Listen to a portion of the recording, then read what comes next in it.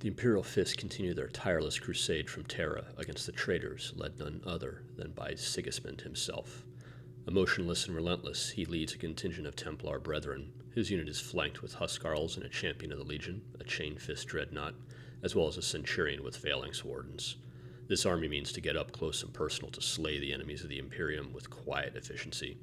Backed up by 2 tactical squads and an autocannon team embedded with the Master of Signal, this is an elite fighting force designed to kill and move on.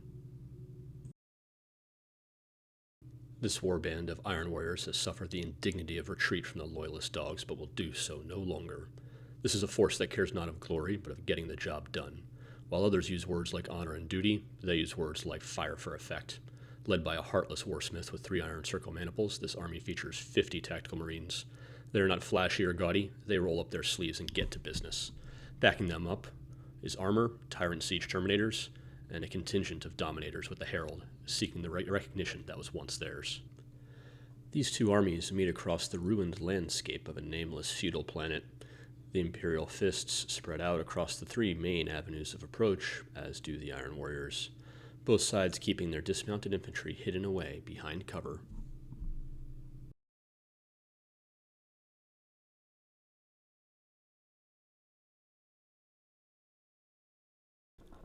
In turn 1, the Iron Warriors lock down their home field objective, and they push up the center with their armor, the Iron Circle, and Warsmith, looking to control the main avenue of approach on the battlefield. Meanwhile, on the right-hand side, the Land Raider draws a bead on the autocannon team with its Havoc launcher, but the shot goes wide.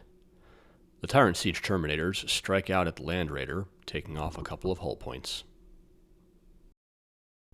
Turn 1 Imperial Fists move on the outer flank with the Rhino of Phalanx Wardens to pressure the Iron Warriors' home field objective.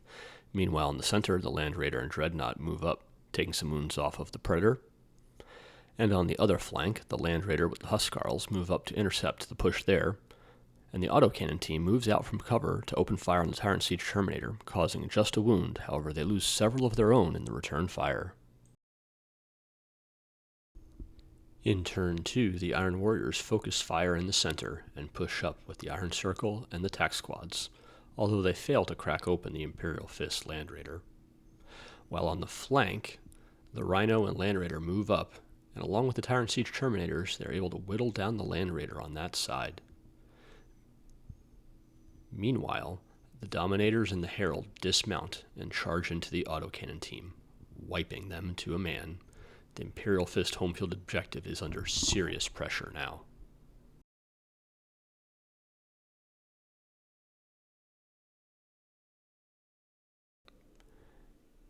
In Imperial Fist, turn 2, the Huskarls dismount that Land Raider, and they counter-assault those Dominators, and the champion that was with them challenges the Paragon of Battle Herald to a duel.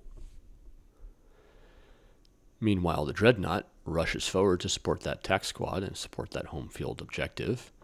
And in the center, Sigismund dismounts with his Templar brethren and charge into the Iron Circle, and he challenges the Iron Warriors' warlord.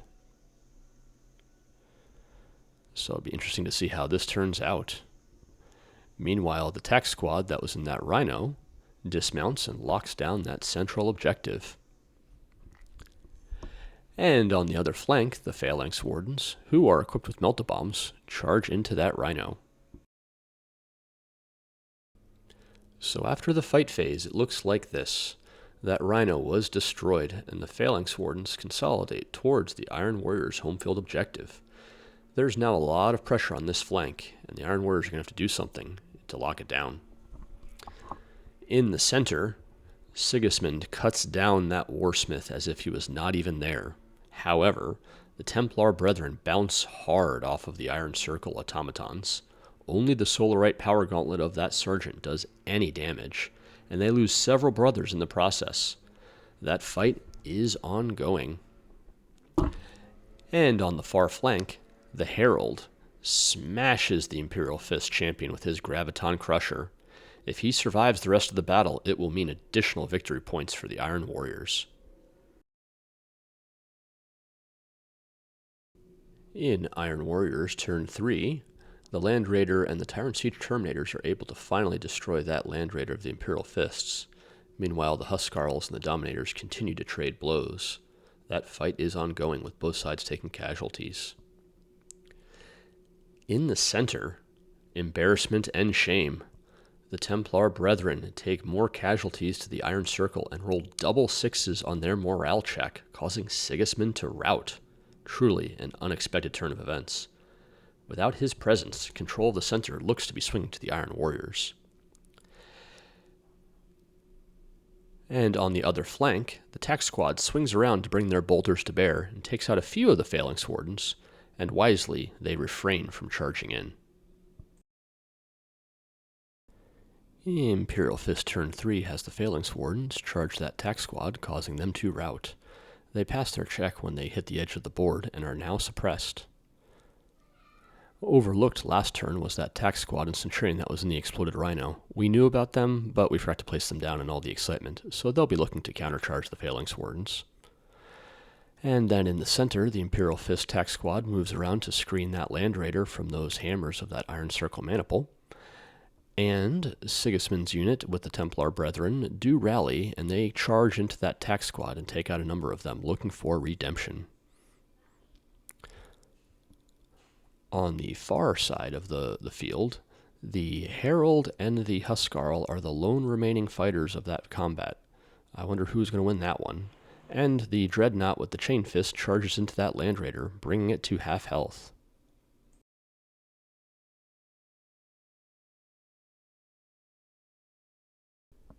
In the Iron Warriors' final turn, they take out that Dreadnought, but the Herald falls to the final Huskarl, who is now facing a firing squad for his trouble.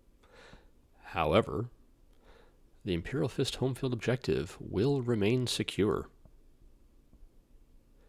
In the center, the Iron Circle smashes through those Marines that was screening that Land Raider, and the remaining Tac Squad rushes forward to take over the central objective. It appears that Sigismund has his next priority target.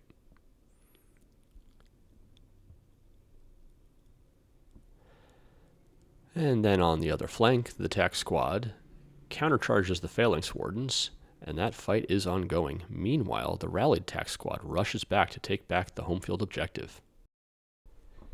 In the Imperial Fist final turn, the fight between that Phalanx Warden unit and the Tac Squad is ongoing. So in the end, the Iron Warriors are able to hold on to their home field objective, but just barely, due to that rallied Tac Squad.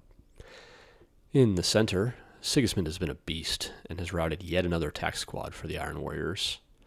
And that Land Raider throws itself into reverse to get away from those Iron Circle automatons, who now stand uncontested in the center.